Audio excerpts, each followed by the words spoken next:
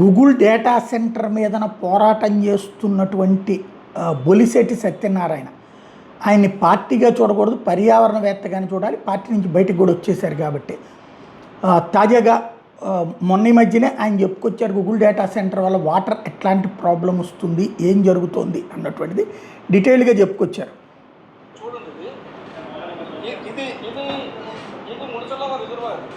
Data centre place ఇక్కడ నుంచి ఉన్న సింహాచలం నుంచి వస్తున్న దారులన్నీ కూడా బంద్ అయిపోయింది. అంటే సింహాచలం నుంచి వస్తున్న మొత్తం అన్ని దారులు బంద్ అయిపోయేటట్టుగా ఒక డేటా సెంటర్ నాకు ఇచ్చారు. ఇది 26వ తారీఖున తీసిన ఫోటోలండి. గూగుల్లో నేను ప్రతిరోజు నేను రికార్డ్ చేస్తున్నాను, ఎక్కడ ఎంత వర్క్ అవుతుంది, ఎలా చేస్తున్నాను.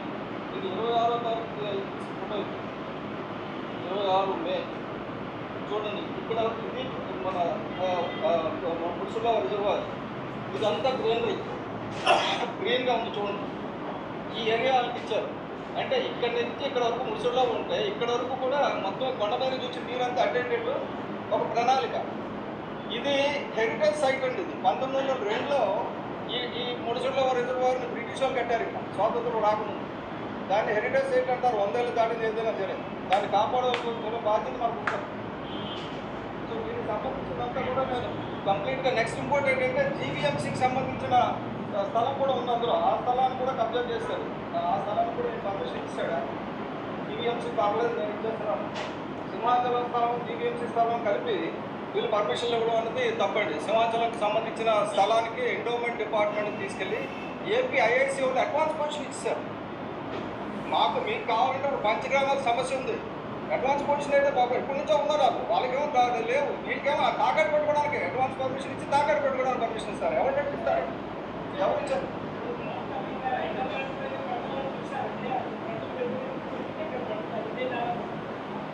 అంటే నేను చెప్పేది ఏంటంటే నార్త్ అమెరికా ప్రజలు వ్యతిరేకిస్తే మన దగ్గర బల్క్ ట్రక్కులు కూడా వచ్చాయి. కానీ మనం చేయాల్సింది ఏంటంటే అక్కడ తప్పు జరుగుతున్నాయి కదా, ఆ తప్పులు ఇక్కడ జరగకుండా చూడాలి.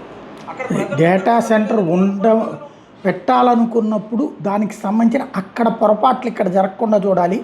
గూగుల్ ఏఐ డేటా సెంటర్ అనేది కేవలం పరిశ్రమ కాదు, ఇది ఆంధ్రప్రదేశ్ భవిష్యత్తును, ముఖ్యంగా విశాఖపట్నం ఆర్థిక ప్రగతిని మార్చగలిగే చారిత్రాత్మక పెట్టుబడి అని నేను కూడా నమ్ముతున్నాను.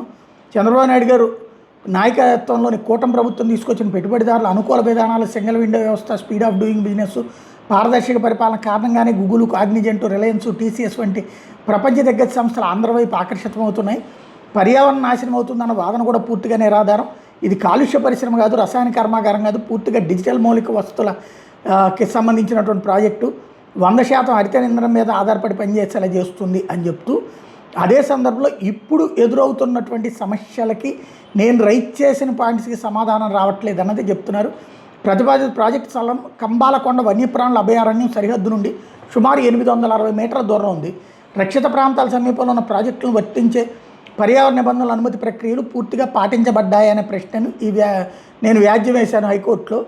ఈ ప్రాజెక్టు యొక్క భారీ విద్యుత్ అవసరాలు, డీజిల్ నిల్వలు, నీటి వినియోగం, అలాగే పర్యావరణ సున్నిత ప్రాంతానికి సమీపంలో ఉన్న స్థానం దృష్ట్యా దీన్ని కేటగిరీ ఏ లేదా B1 కింద పరిశీలించాల్సిన అవసరం ఉందా అనే అంశం మీద పిటిషన్లో ప్రస్తావించబడింది.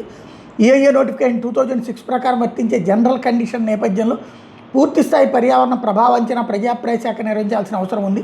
ఈ అంశాన్ని కోర్టు పరిశీలించబోతోంది. అదే సమయంలో అధికారిక రికార్డులో వన్యప్రాణుల అభయారణ్యానికి ఉన్న దూరం నమోదు చేసిన విధానం గురించి కూడా పిటిషన్లో ప్రశ్నలు లేవనెత్తబడ్డాయి. ప్రాజెక్టుకు సంబంధించిన పర్యావరణ నిర్వహణ ప్రణాళికాబద్ధ ప్రకారం EMP ప్రకారం పెద్ద సంఖ్యలో డీజీ సెట్లు ప్రతిపాదించబడ్డాయి.